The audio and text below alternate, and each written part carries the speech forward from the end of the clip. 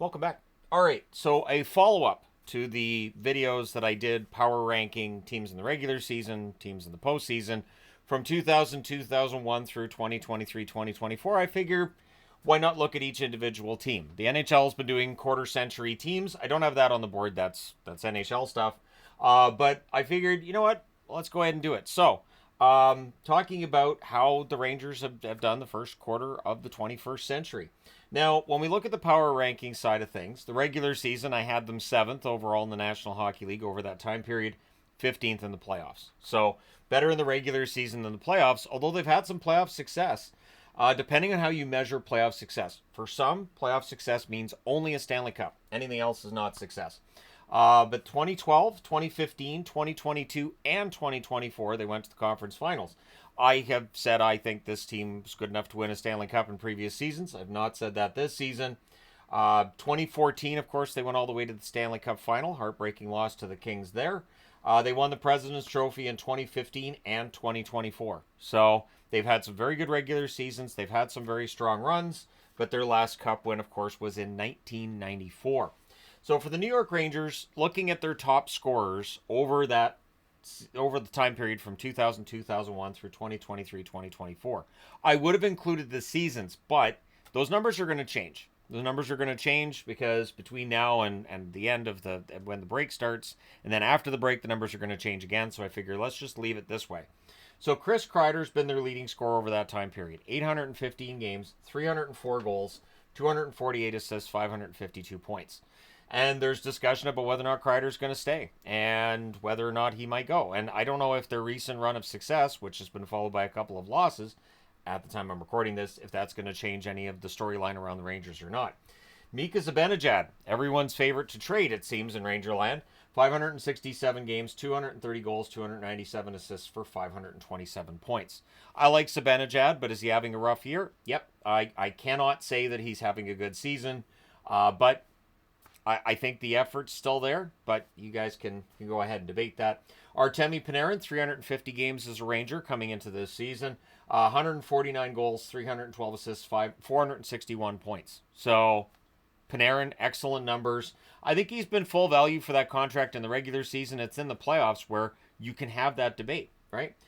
Stepan. And I was surprised to see Stepan on the quarter century team, but it does check out. And it's easy to forget that he was pretty productive in his earlier years. 515 games, 128 goals, 232 assists for 360 points. Matt Zuccarello, 509 games, 113 goals, 239 assists, 352 points. I love Zuccarello. I still wish Dallas had found a way to keep him. Jaromir Jagr, 277 games, 124 goals, 195 assists, 319 points. Jagr's a legend no matter where he goes. Adam Fox is on the list, 357 games, 53 goals, 255 assists for 308 points.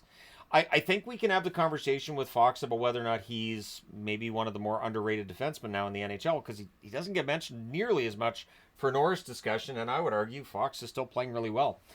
Callahan, 450 games, 132 goals, 122 assists for 254 points. Rick Nash. Nash, of course, widely thought of as a Columbus Blue Jacket by this person, but 375 games, 145 goals, 107 assists, 252 points. And Ryan McDonagh, throughout 516 games, 51 goals, 187 assists, 238 points. McDonagh has been productive. And then with goaltenders, I went with four. And I will be completely transparent. I felt like Mike Richter's name needed to be on the board, so I thought, all right, top four it is.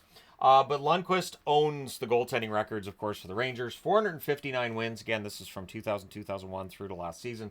310 losses, 96 ties, regulation or extra time losses in there. 918 save percentage for Lundqvist. Shesterkin's numbers ridiculous. 135, 59, and 17. 921 save percentage. He's had a down year this season, but when he's on, I still think he's the best goaltender in the league. It's a matter of when he's on. Georgiev makes the list. A record of 58, 48, and 11. 908 save percentage. I thought he had a really good future. He seemed to, and then this season has been a rough one, but his numbers with the Rangers, not bad. Richter, record of 49, 53, and 8. Again, since 2000, 2001. 900 save percentage. And Mike Richter, of course, an all-time Rangers legend. I don't know if he ever gets in the NHL Hall of Fame. I made the mistake. It's not the NHL Hall of Fame. It's the Hockey Hall of Fame. NHL has nothing to do with it. But I do think the argument can be made for. I think the argument can be made against as well. You guys can let me know your thoughts when it comes to Mike Richter. Coaches. They've had a lot of coaches for a team that's had a lot of success. 7th in regular season, and yet they've had some coaches. Ron Lowe, Brian Trottier. Remember how weird it was when Brian Trottier was behind the Rangers bench? Good times. Glenn Sather was actually behind the bench for a bit there. That looked weird too, because to me, I still remember Glenn Sather as the gum chewer behind the Oilers bench.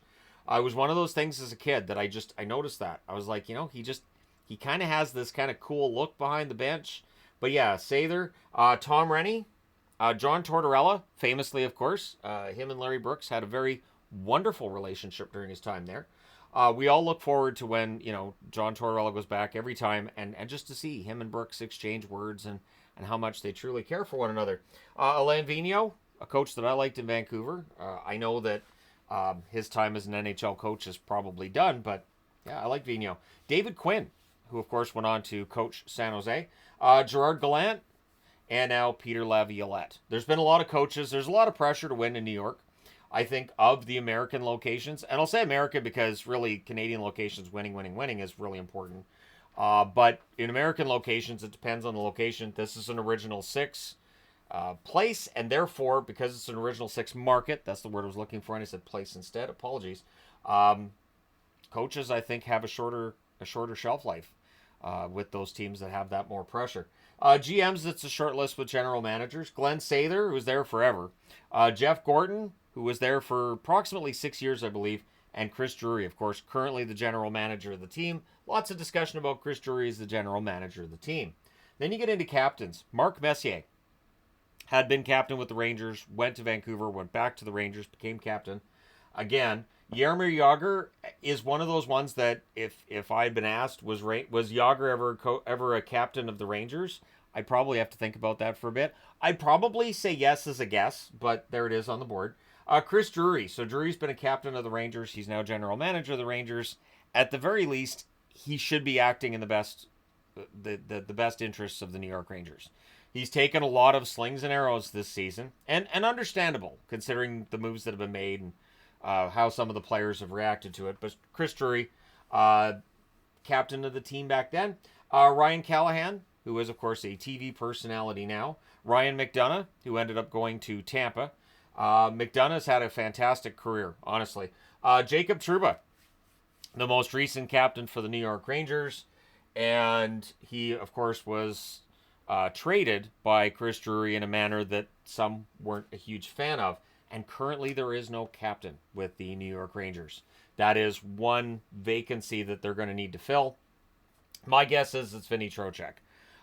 Vinny Trocheck, from interviews and just from the way he handles himself in those interviews, I think it's pretty clear he's the next captain of the team, but we shall see, because there are other potential candidates.